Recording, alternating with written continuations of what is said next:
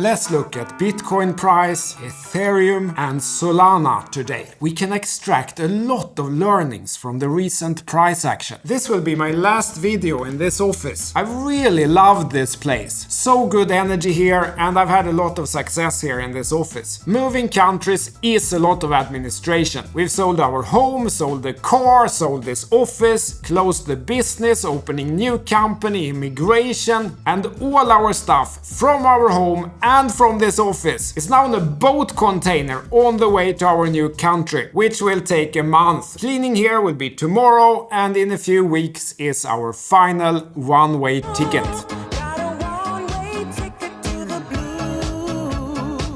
It's a lot of work, but it's fun, it's an adventure, love it! If you've never moved countries, I highly recommend it. It opens your perspective. So what is happening in the Bitcoin chart? First, Larsson line flipped blue here at 62,668. And then key support broke with the trend down. Yikes! That blue flip delivered because price dumped all the way down to a low of 53,499, over $9,000 lower. This was a legit breakdown. Support broke with the trend down and new lows made. Most analysts would take defensive measures, then turned out it was a fake. Those kinds of maneuvers aren't new. Wyckoff identified those kinds of maneuvers over 100 years ago. They still work. So how would you know at this point that this was a fake and that it wouldn't go lower here? The answer is that you can't. You can't know that here, but shortly after, you could absolutely see the signs that this was probably a fake, because this resistance developed here, this orange line here, and rejected 1, 2, 3, 4, 5, 6, 7 times, but then it broke through. A very bullish development. So here, where I've circled it, we could arguably guess that this was probably a fake, a bear trap. And then comes the real challenge. Can you change your mind at that point? If yesterday you were bearish, can you become bullish the next day if new information comes to light? Note that this was quite a bit lower than both the blue flip up here and the support breakdown, and you protected the downside in case this had turned out a much deeper correction. But Larsson, that could never happen. There is no chance that we could have gone lower. But well, that's just not true. The narrative here was the Germany selling. Imagine if Mt. Gox had actually started distributing the coins here a couple of weeks earlier, and the US started moving their coins too. You can't know things like that. It could absolutely have gone deeper. The analysis here isn't so difficult, but the real challenge is to be able to change your mind. Strong opinions loosely held is an old but so good mantra. Okay, but Larsson, why didn't Larsson line flip gold over here? There was obviously so strong price action here. Why didn't the trend turn up earlier? It's because of this. This is the same chart, just drawn a little differently. We humans have a recency bias. Recent events seem more important to us than events that have happened a little bit further back. That's why we need some mathematical expressions to keep us in check. And the truth is that Bitcoin has made lower lows and lower highs since March. Look here. Low, lower low, lower low, lower low, lower low, high, lower high, lower high. And look now, this week Monday, we made another, actually exactly on this channel line. I didn't draw this boundary today, it was here already before in the past couple of TA reports. So because of this bigger downwards sloping channel, which is not a flag by the way, the downtrend becomes more entrenched and it takes more to break out of it. And guys, Bitcoin isn't gonna go to 100,000 or 300,000 or whatever by making lower lows and lower highs. And with a trend down, that mathematically can't happen in technical analysis of a tech asset. I think this mental model is helpful. Either price is trending, like here, or like here, here, or it is ranging, like here or like here. So right now, price is consolidating in this downwards sloping channel. Inside the range, it's not optimal to only rely on the trend indicator, because the trend can turn down near the bottom of the range and turn up near the top of the range, and then repeat that indefinitely. When the price action is consolidating or ranging, we need to combine it with some basic technical analysis to see what is going on. Range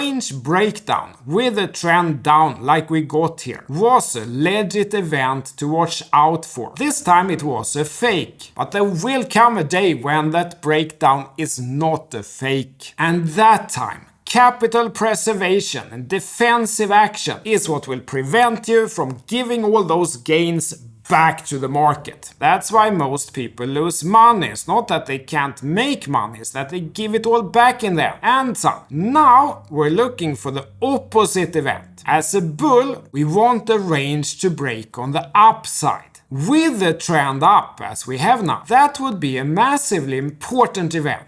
But right now, we're not there yet. We have not reached the range high. In fact, we're still making lower highs and lower lows, which is the more important part of those two. I hope you found some learnings in this, but this was pretty difficult. And say that you didn't play this so great. You kind of didn't react here. You reacted kind of late, perhaps you sold here, and then you realized at some point, oh no, we're back in the range, it was a mistake. Say that you bought back 10% higher or something. Disaster, right?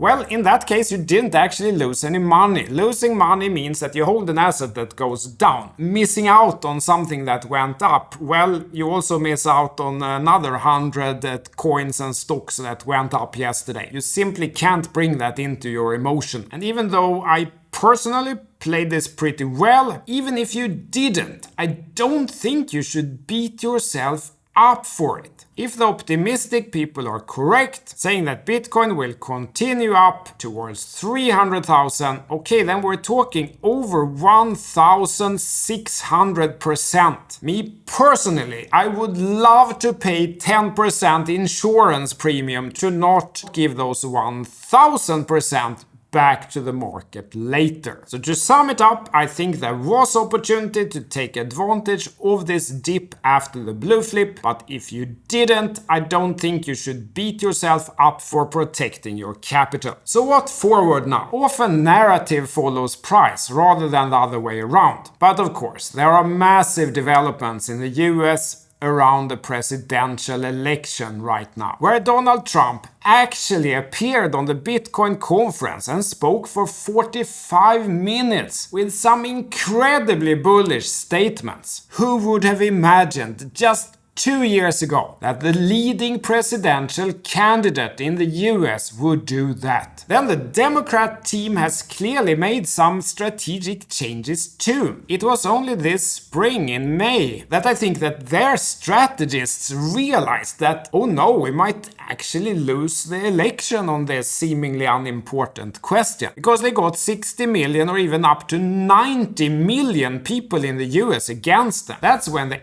SEC suddenly changed their stance on the Ethereum ETF and now seems to remove the claims on some other altcoins being securities too. So they are definitely turning more positive as well, but perhaps more moderately so from what I can read and hear. As it stands now, the outcome of the presidential election can still massively impact the price of Bitcoin and altcoins. So these charts here are probably worth charting too, folks. Even though Trump is in the lead now, I don't think the outcome is given. For example, opening TikTok right now, it's full of Harris. Marketing works to the public, folks. Let's see. I'm not an American, so this isn't my election. I'm just an observer trying to understand how this chart, these things, strategy input here will affect this and other similar charts. Ethereum is shockingly weak. The immediate time now after the ETF launch is playing out as per my base guess in the recent TA reports, where I guessed we would get some kind of buy the rumor, sell the news behavior, which wasn't that difficult to figure out as we just saw it earlier this year when the BTC ETF launched. ETH BTC almost hit this support, now turned a bit, but what will matter here is if there will be any real inflows building in the ETFs like happened in BTC or not. Solana, I've repeated it so many times for months in my reports and in different videos. The most significant TA for Solana is on the SOL to BTC chart. Probably because a lot of the big players aren't trading the SOL to USD chart. They're trying to increase their BTC holding. So they are looking at the SOL to BTC chart. And there, the key support that we've talked about for so long, that goes all the way back to 2022, has held. Two more perfect touch points in June, reaction back up,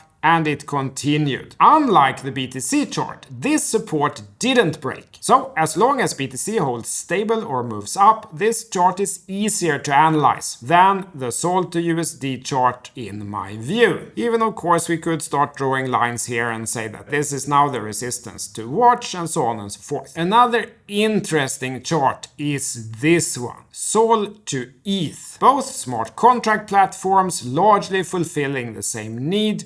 And this is interesting. After this massive parabola, this one went into consolidation. It's kind of breaking out on the upside, as you can see for yourself. Ethereum is really challenged here. Astonishing that it broke down this key support when you get the historic ETF approval like this. Bitcoin dominance is still moving up, largely as a result of the poor Ethereum performance, but hasn't been able to break out of its range, so it's still hovering here below the resistance. But it has also not turned down. Finally, I have an important insight to share. Capital preservation, like I'm talking about now, seems very tedious, right? Lot of work. Why not just hodl? Well, first I'll read you a story and then I'll show you something. I invested in SafeMoon within 2 days of launch and held my 10K all the way up to $25 million.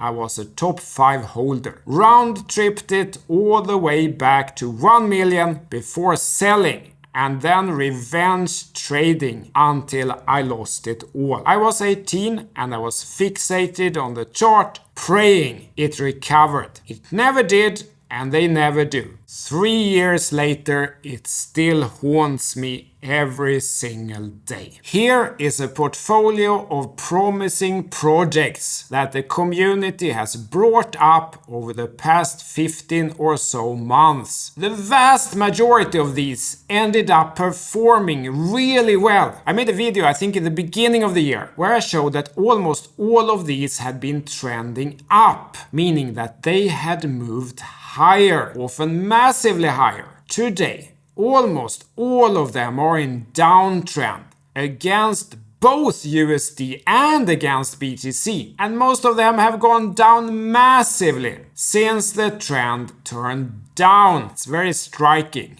isn't it? Capital preservation is boring until. Guys, you cannot buy anything from me. I've closed my Swedish business. Closed the shop, I haven't moved, and my new company will only be operational once I'm there and set up. If anyone is trying to sell you anything from CTO Larsson, it's a scam, it's not me. Don't fall for it. You can click here and enter your email and I'll notify you when I reopen. Last video from this office. Thank you, tack. Won't say pretty, please.